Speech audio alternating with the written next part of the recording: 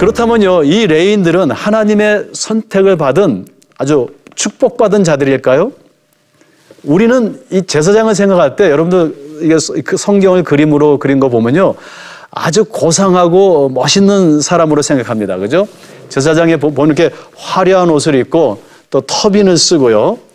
그리고 지성소로 멋지게 아주 고상하게 들어가는 그런 권력자, 그런 중보자로 생각합니다. 그렇지만 우리가 성경을 면밀히 이렇게 살펴보면요, 레위인들은 축복받은 자들이 아니고 저주받은 자들입니다. 여러분들, 제사장이 된다는 것은 여러 면에서 저주를 받은 것입니다. 이게 무슨 말인지 한번 살펴보겠습니다. 여러분들, 먼저 우리가 이 레위인이 저주받았다는 것을 이해하기 위해서는 야곱의 예언적 유언을 살펴봐야 됩니다. 야곱이 시므온과 레위를 묶어서 저주합니다. 시므온과 레위는 형제요, 그들의 칼은 폭력의 도구로다. 그들이 그들의 분노대로 사람을 죽이고 혈기대로 소의 발목 힘줄을 끊었음이로다. 그 노여움이 혹독하니 저주를 받을 것이요. 자, 보세요. 야곱이 지금 그 두 아들을 저주하고 있습니다. 분기가 맹렬하니 분노가 맹렬, 저주를 받을 것이라. 내가 그들을 야곱 중에서 나누며 이스라엘 중에서 흩으리로다. 이러한 저주는요, 창세기 34장에 보면은 시므온과 레위가요, 그의 누이 동생 디나가 강간을 당하죠, 세겜에서. 그래서 그 강간 사건을 보복하기 위해서 세겜 왕을 속이고요, 그 성의 모든 남자들을 살해합니다. 근데 사실 야곱이 말렸을 거예요. 그러지 말라고. 내가 지금 이 겨우겨우 가나안 땅에 지금 와서 하란에서 여기까지 와가지고 이 세겜에 정착해야 되는데 이곳 사람들과 원만한 그런 관계를 가지고 살자고. 이 두 아들이 말을 듣지 않죠. 그들의 분노, 혈기, 노여움. 아마 이 두 아들은 칼도 잘 쓰고 아마 이 건장한 사람들 같아요. 그래서 세겜 사람들을 다 죽이고, 그로 인하여 야곱에게 화를 끼친 사건이 사건이 있는데요. 그로 인하여 야곱은 그것을 떠났어야 했습니다. 보면요, 저주받은 시몬과 레위. 그러면 과연 시몬과 레위는 저주를 받았는가? 우리가 이 시몬과 레위가 야곱의 유언대로 저주받은 것을 볼 수 있습니다. 먼저 우리가 한번 시몬을 살펴볼까요? 시몬은요, 야곱의 유언대로 그 첫 번째 인구 조사에서 약 59,300명의 20세 이상의 남자들이 있었는데, 두 번째 인구 조사를 살펴보면 22,000명으로 줄어든 것을 볼 수 있어요. 남자들의 수가 감소한 것이죠. 이러한 종족 숫자는요, 멸종에 가깝습니다. 이스라엘 공동체 안에서 또한 이 숫자는요, 그들의 낮은 사회정치적 신분을 반영합니다. 숫자가 많을수록, 유다는 7만 명이 넘죠. 거기에 비례해서 땅의 분배에 있어서 많은 땅을 차지하게 됩니다. 그런데 시므온 지파는 숫자가 이렇게 멸종에 가깝게 되기 때문에 그 안에서의 어떤 사회정치적인 신분이 낮아지는 것을 볼 수 있어요. 또한 우리가 이 민수기를 면밀하게 읽어보면은 시므온 지파는 계속 우상 숭배와 배교의 한 가운데 있는 것을 우리가 볼 수 있습니다. 40년 광야 진군 끝에 약속의 땅을 바라보는 그 시뜸에 이르러서 이 시므온의 지파 사람인 시므리가 이방 여인 미디안 여인 고수비와 장막에 들어가죠. 우상 숭배를 반영합니다. 그것을 보고 레위 지파하고 아론의 후손인 비느하스가 따라가서 그들을 죽입니다. 그 시므온의 자손이, 레위의 자손이 시므온의 자손을 죽이는, 그러한 형제가 형제를 죽이는 비극이 일어나죠. 끝내 가나안 정착을 우리가 보면요, 그 정착에 있어서 시므온 지파는 단독으로 분깃을 얻지 못합니다. 그리고 유다 자손의 기업 중에서 그냥 작은 땅을 얻게 되고요. 특별히 신명기에서 모세가 마지막으로 그 12지파를 축복하는데요, 시므온을 아주 제외해 버립니다. 시므온 지파는요, 훗날 야곱의 예언대로 남북으로 다 흩어져서 그 존재가 무의미해지는 것을 우리가 볼 수 있습니다. 그렇다면은 레위는 어떨까요? 우리는 오늘 지금 레위의 실체에 대해서 이야기하고 있는데 레위는 제사장이 됐죠. 그리고 우리는 언뜻 생각하기를 레위는 축복을 받았다 이렇게 생각하겠죠. 근데 분명히 레위는 시므온과 함께 저주받은 사람입니다. 그렇죠? 첫째는요.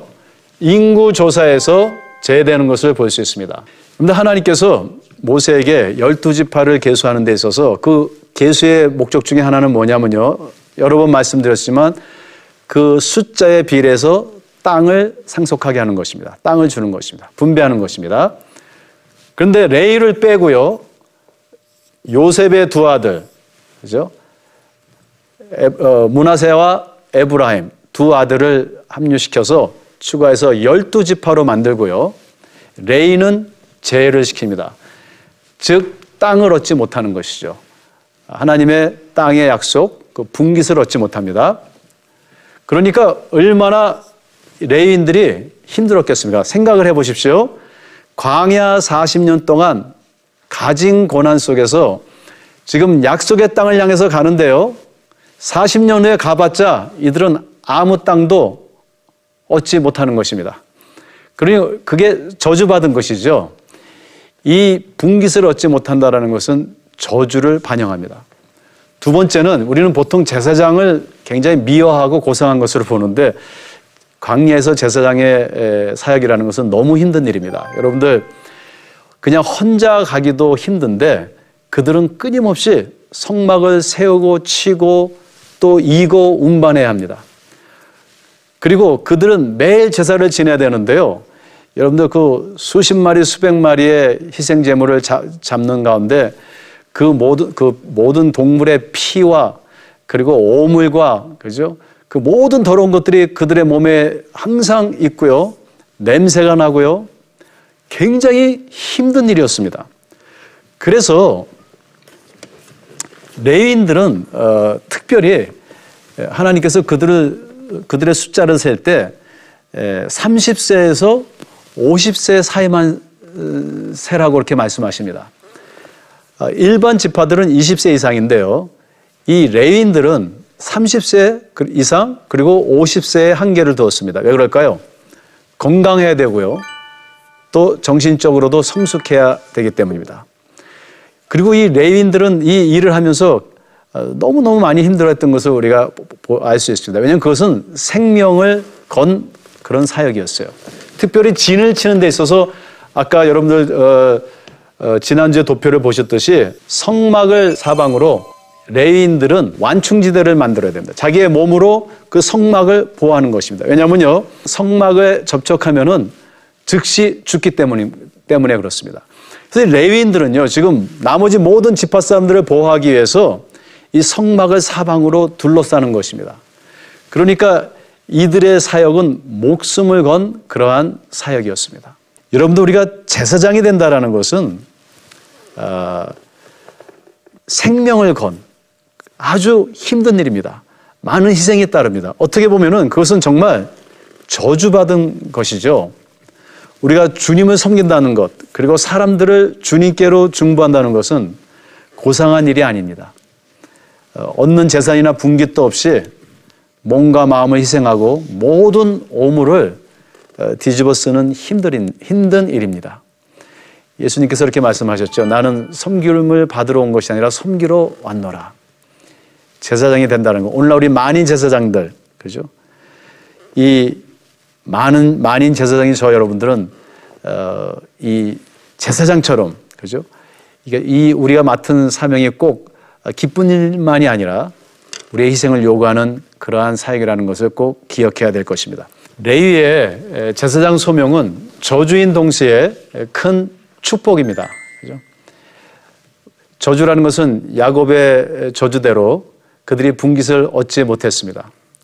그러나 축복이라는 것은 그 땅의 분깃 대신 하나님께서 그들의 분깃이 되어주신 것입니다. 또한 그들이 저주를 받은 것은 그 제사장들의 그 사역이 일이 정말 힘들고 고된 일이었습니다. 그러나 동시에 그들은 모든 지파들을 하나님께로 중보하는 귀한 소명을 얻게 된 것입니다.